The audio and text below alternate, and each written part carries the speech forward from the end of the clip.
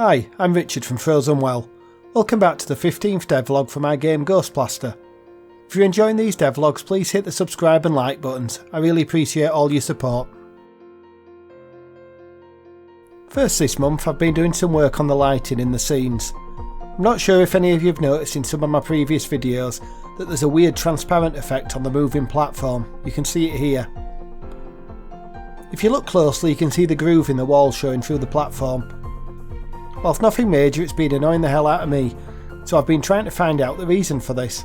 After a lot of time scouring the internet for the answer, it turns out this is an issue with the way the rendering is done in Godot, and there doesn't seem to be a nice solution to it. Also, from what I can tell, it's not something that's going to be fixed until version 4 of Godot, with its new rendering system, and I may not even end up using that version for this project anyway, as there's a big chance of a lot of breaking changes. So what I've done to rectify the issue is to remove the normal maps from the background tile maps. What a long process that was. The new tile maps in the next version of Godot is something that I'm really looking forward to, because the current one is pretty awful in my opinion.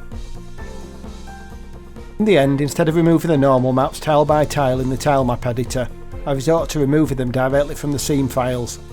It still took some time, but not as long as the tile map editor was going to take. So the tile maps are all updated. This is now what the game looks like. I actually prefer the lighting now. I think I may have gotten a bit carried away with adding normal maps to everything before. The lights still light up areas and the normal maps on the items and walls in the game still give a nice effect. Next, I've been working on a new enemy. I've created a bat that hangs from the ceiling, then when the player moves within range, the bat flies down from the ceiling and in the direction of the player. Once the player leaves the bat's area, it then flies back to its resting point on the ceiling. So, depending where I add the bats in the scene, the player may be able to run past and avoid the bats, but in some areas may have to shoot them instead.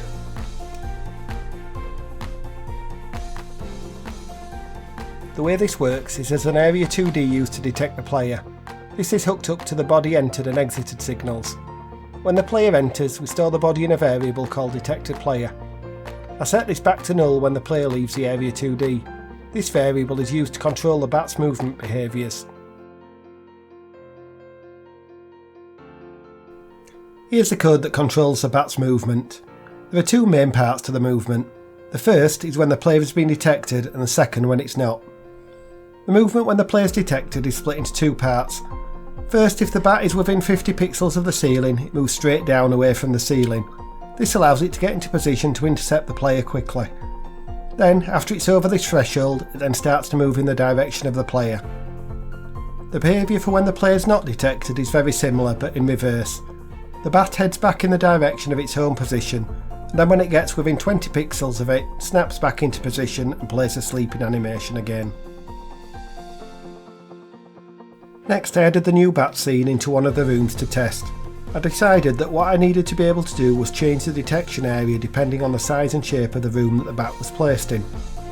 I therefore exported a Vector2 variable to store the X and Y dimensions of the Area 2D. This allowed me to change the size of each individual bat. Whilst this worked, it was quite a fiddly process guessing the size the area needed to be. So I thought there must be a much better way of doing this. A bit of searching led me to uncover some functionality in Godot that I'd never used before. The functionality that I'm referring to is tool. It's a powerful line of code that when added to the first line of a script, allows that script to run while in the editor. You can also choose which lines of code to run using a simple if statement. What this allowed me to do was set the values in the Vector2 I'd exported, and then have the Area 2D update in the editor as I change the values. I can't believe I didn't know about this feature before. It'll allow me to make some other parts of the game easier to edit as well. For example, I'll now be able to easily edit the paths the spider take without much change to the current code.